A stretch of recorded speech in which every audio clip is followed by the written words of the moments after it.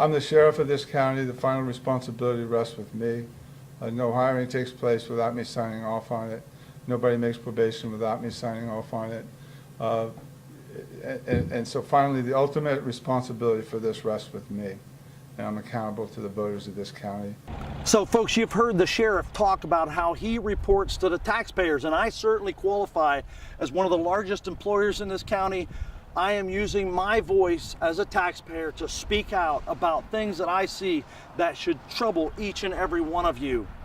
You know, there's so many good stories to be told, so many good things that law enforcement are doing, and yet there are so many good things that citizens are doing.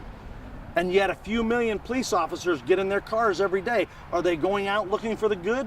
No, they're going out looking for the bad. We understand as Americans, that's how we get better. And I'm doing nothing more right now than what they do. I'm calling attention to some really bad things that I see. You know, this Deputy O'Leary arrested 87 people over a 12-month time period. And with a failure like this, where you know, the illegal drugs, people facing decades in prison, and those drugs tested positive for laundry detergent and headache medicine and sand from the beach. You would think that our sheriff would actually take a look at the systems that exist to prevent this sort of thing. But the sheriff actually thinks that our system works. But our system works. We make cases, we get very few rejects from the state attorney's office. Now what you heard there is that the sheriff is relying on the state attorney to reject any arrests that are made in error. And yet I guarantee you, if you went to David Lustgarten or Tom Backadall or any number of other state attorneys, they're relying on the police officers to do their work. So sheriff is relying on the state attorney is relying on the sheriff. In the meantime, innocent citizens caught in the crosshairs of this system. You know, a system should be a set of rules and a set of realities that exist to allow, that facilitate a predictable, repeatable result. And when you have a failure on this magnitude, the sheriff should be looking at his systems instead of carte blanche saying that our system works. But our system works.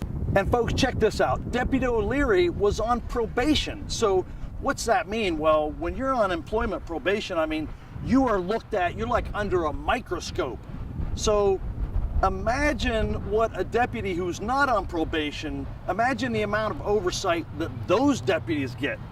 The reality is that the sheriff is actually bewildered.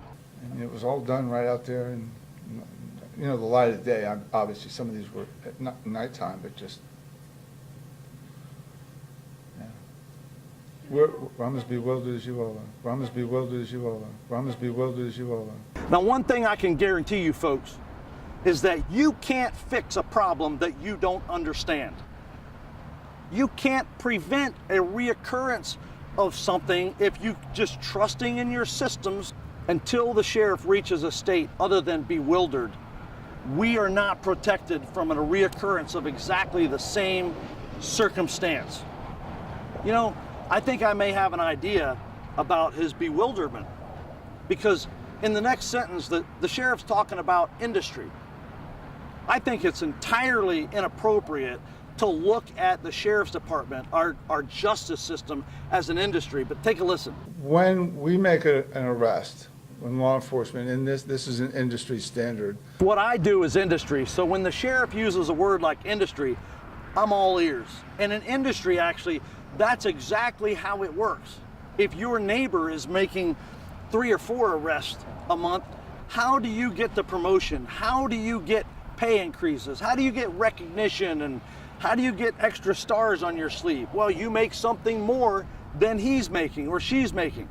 In fact, if you do enough of that, you could go from being deputy sheriff to actually becoming the sheriff. So I think I understand your bewilderment, Sheriff. I think that you're viewing your work as industry. And I think that's a terrible mistake to make. If you really viewed your role as being an industry, then you know what else you could do?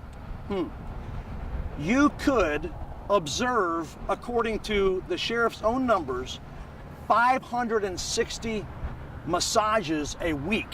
Okay, listen up here. Yeah, I'm going there. Prostitution is wrong for 2 reasons. It preys on women and it also preys on our men. So to allow this to continue for 8 months, I think it was totally unjustified, far too long of a period.